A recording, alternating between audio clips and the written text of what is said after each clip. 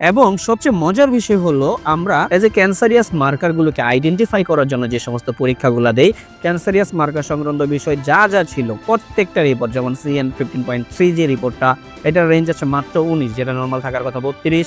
CA19.9 এটার range হলো normally হলো 37, ওনার বর্তমানে আছে শুধু 32। CA125 যে রিপোর্টটা, সেটা নর্মাল থাকে 35, এখন বর্তমানে ওনার আছে মাত্র 19। CEA যেটা সিরাম থেকে আমরা করে থাকি, সেটা নর্মাল রেঞ্জ হলো 5.0, ওনার আছে মাত্র 3.0। এজ এ রিপোর্ট অনুযায়ী ব্লাড সংক্রান্ত বিষয় এবং ওনার ক্যান্সারের কোনো জাম ওনার শরীরে বর্তমানে নাই। আসসালামু আলাইকুম ওয়া রাহমাতুল্লাহি ওয়া বারাকাতুহু। আমি ডক্টর মোহাম্মদ আসলাম, বর্তমানে ক্যান্সার চিকিৎসক অধ্যক্ষ ডক্টর SM সারোয়ার স্যারের চেম্বার গণস্বাস্থ্য হোমিওতে ক্যান্সার চিকিৎসক হিসেবে নিয়োজিত আছি। আমি সরাসরি রোগীর কাছে চলে যাচ্ছি। আসসালামু আলাইকুম। ওয়ালাইকুম আসসালাম। কেমন আছেন আপনি? আলহামদুলিল্লাহ, আল্লাহ ভালো রাখছে। ভালো রাখছে আপনি। নাম কি আপনার? আমার নাম এলাস বেগম। এলাচি বেগম। আপনার স্বামীর নাম কি? মোহাম্মদ সুলতান হাওলাদার। মোহাম্মদ সুলতান হাওলাদার। আপনার বাবার নাম? মুমিনুদ্দিন হাওলাদার। মুমিনুদ্দিন হাওলাদার। মায়ের নাম? আনোয়ারা বেগম। আনোয়ারা বেগম। আপনার গ্রামের বাড়ি, গ্রামের নাম কি? দানিশাপা। দানিশ চাপা হলো গ্রামের নাম। ইউনিয়ন কোনটা পড়ছে? হাপা বন্ধ। সাপাবন্দ। আচ্ছা, আপনাদের থানা কোনটা? মঠবাড়িয়া। মঠবাড়িয়া থানা। জেলা? পিরিজপুর।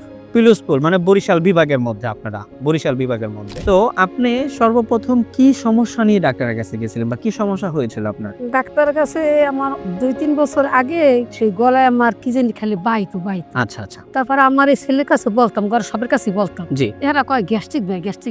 আমি গ্যাস্ট্রিক বড়ি খাই। হঠাৎ আমি 6 রোজা রয়েছি, 6 রোজা রয়েছি। পর হঠাৎ আমার একদিন বিকেলে আসরের সময় আমি দেখি কি আমার বুক জ্বললা হিনতে মুসির মতন আগুনের মতন ধাউটো করে জ্বললে, নাক দিয়ে আগুন বেড়েছে। পর আমি MBBS ডাক্তার দ্বারা গেছি আমার মহল্লায়, মানিকনগর। তারপর গেছি পর প্রথম টেস্ট দেয় না, ওষুধ দেশে খাইছি, কিছু বুঝিনি। পানি খাইতে পারিনি, কিছু খাইতে পারিনি, সবগুলো ডগু খেলতে পারি না পানি। তারপর আবার গেছি পর আবার টেস্ট দিছে। আচ্ছা। টেস্ট দিছে পর আমি মনোরায় করাইছি, এই যে ফকিরপুর করাইছি, আমার গহিনী 2টা মেডিকেল আছে করাইছি, সব রিপোর্টে ভালো আছে। আচ্ছা। আসতে পরে এই যে আমার কোনো পরিবর্তন আসে না আসলে আবার আমার ছেলের হলেই আমি ইবনিসিনায় গেছি। ইবনিসিনায় যাই আবার টেস্ট দেখাইছি, আবার গোড়াইতে টেস্ট করাইছে পর 2 মাস ওষুধ খাইছি, কোনো পরিবর্তন পাইনি।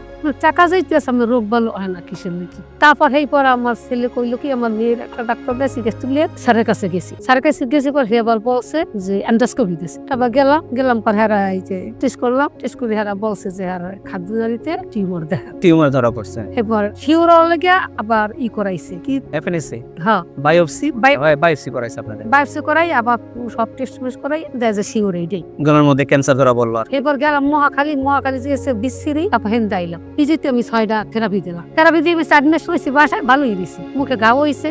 আবার দেখি যে খাওয়া দাওয়া করতে পারি না, কিছু না। এসাল আবার গেছি ঢাকা মেডিকেল। তারা বলছে যে আপনি এই 2টা টেস্ট করে দিলেন, আপনি আবার থেরাপি দিন। তখন আমি ছেলের লাগে কান্দুলেছি, বাবা আমি আর থেরাপি দিব না, আমি মরে গেল, আমি ভয় পাই, আমার শরীর আর কুলাইব না। তখন এবার ওই মোবাইলে টিপে তুমি আমাদের ঠিকানাটা মোবাইল থেকে পাইলেন?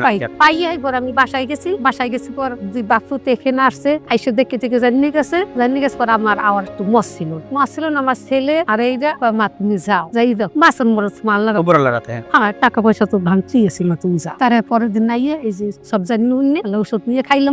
তাইলে সর্বপ্রথম আপনার যে রিপোর্টটা করলাম, উনি যে ক্যান্সার ধরা পড়ছে সেটা হলো রিপোর্ট অনুযায়ী ওই গত 2025 সালে ওই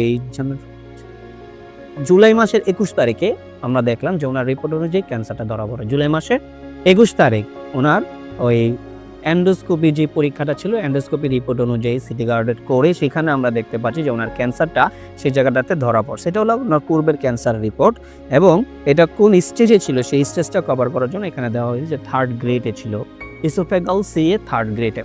এরপরে উনি সর্বপ্রথম আমাদের এখান থেকে আগস্ট মাসের 11 তারিখে উনি আমাদের এখানে ট্রিটমেন্ট নিতে আসেন। আগস্ট মাসের 11 তারিখ, August, September, October, November, December, এটা শেষ করে আজকে উনি জানুয়ারির প্রায় আজকে 31 তারিখ উনি পুনরায় আবার আমাদের এখান থেকে ওষুধ নিয়ে আসতেছেন। তো আমরা আমাদের কথা মতো আমরা যে বলি যে 4 মাস পরে আমরা পুনরায় পরীক্ষাগুলো করব, সেটা সেই কথার উপর ভিত্তি করে আমি 26শে জানুয়ারিতে আমরা ওনাকে পরীক্ষাগুলো দেই, যেটা কিনা উনি 27শে জানুয়ারিতে পরীক্ষাগুলো করছে। 27শে জানুয়ারি পরীক্ষাতে ওনার এজ এ ব্লাড সংক্রান্ত রিপোর্ট, সেই লিপিড প্রোফাইল সংক্রান্ত রিপোর্ট, এই সিরাম ক্রিয়েটিনিন সংক্রান্ত রিপোর্ট, হেপাটাইটিস B সংক্রান্ত রিপোর্ট, এগুলো সব আলহামদুলিল্লাহ নরমাল।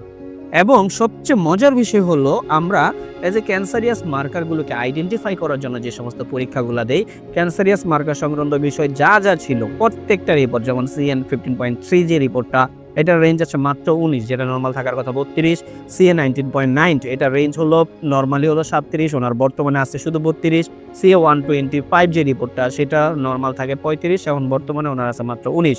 CEA যেটা সিরাম থেকে আমরা করে থাকি, সেটা নর্মাল রেঞ্জ হলো 5.0, ওনার আছে মাত্র 3.0।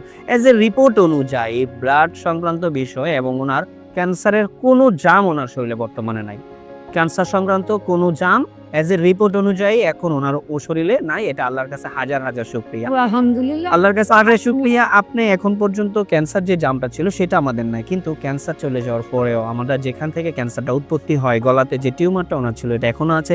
ইনশাআল্লাহ আমরা আশা রাখি কিছুদিন ট্রিটমেন্ট চালানোর মাধ্যমে 2-1 মাসের মধ্যে আমরা সম্পূর্ণরূপে ওনার এই টিউমারটাও চলে যাবে এবং আমরা এন্ডোস্কোপি কভার করে এটা দেখবো যে ওনার কি অবস্থা আছে।